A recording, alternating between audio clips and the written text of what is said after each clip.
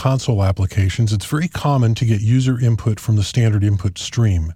Let's see how this works.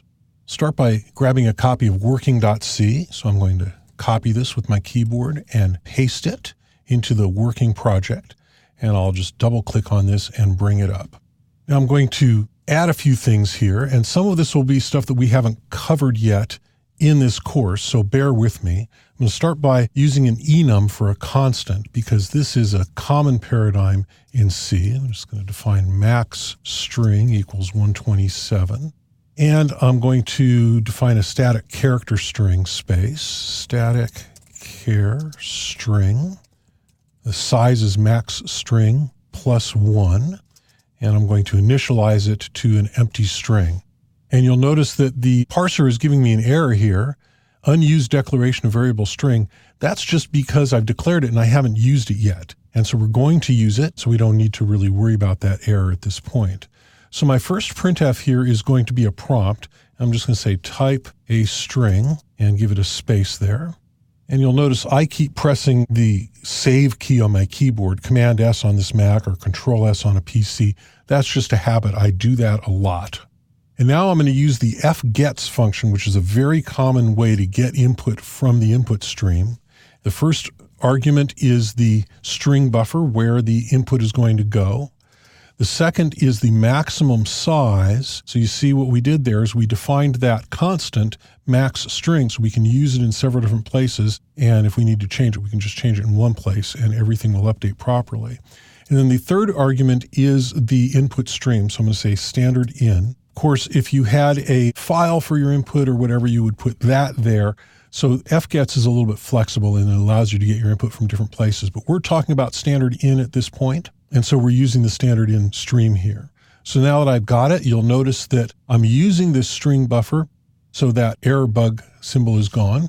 And now we're going to print our output. We're going to say printf, the string is, and I'm going to use the % and an S.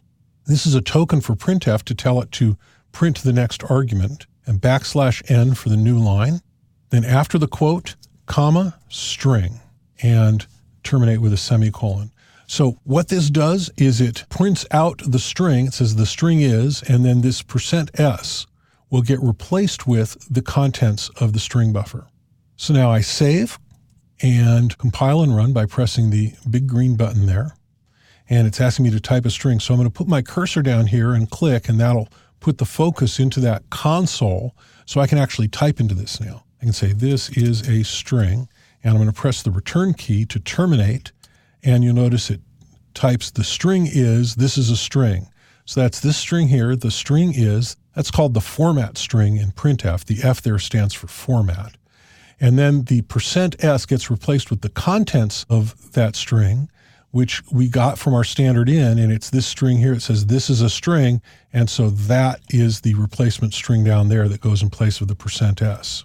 So that's how fgets works. Fgets here is the function that actually gets the input from the standard input stream. You will sometimes see examples that use a function called gets without the F before it. And don't ever do that. You'll see examples that do it that way. It was deprecated in the C99 standard, and it's actually been completely removed from C11.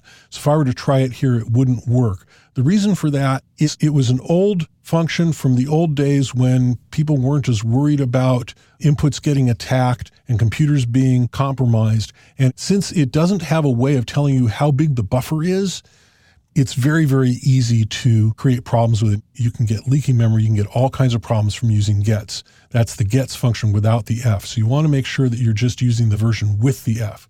There's a newer version that's defined in C11 called gets_s that works very much like fgets, but just go ahead and use fgets. That's the standard and common way to do this.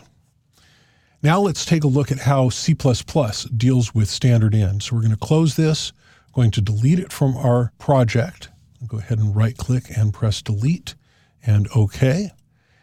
And we're going to project clean. OK.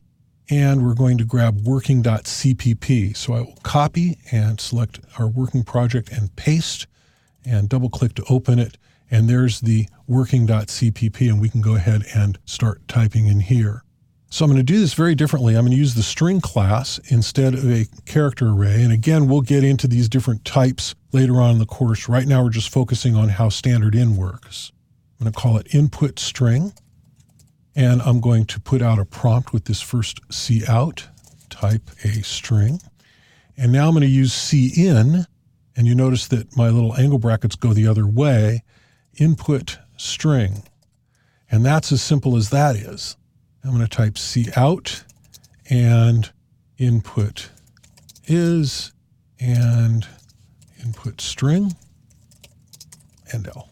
So this outputs the string with the cout class, and it inputs a string from the cin class, and then it sends out this string input is and the input string itself. So this actually looks a whole lot more simple. And you'll see that it works a little bit differently. I'm going to go ahead and save this, and we will run it. And so there's our prompt, input a string, type a string. I'm going to just say this is a string, just like I did before. Press the return key, and you see input is, and it just has the word this. So the thing about cin is it separates on words. It doesn't separate on entire lines. If you want to get an entire line, there's some different ways to do it, and there's some complicated options you can give to cin. But the easy way to do it is to use the getLine function, which is part of the C++ standard library. And so I'm going to just type here getLine and cin for the stream. Again, you could use a file for your stream or whatever you have, and input string like that. And so again, it's still very simple. And when I save this and run it, this is a string. Now we get the entire string.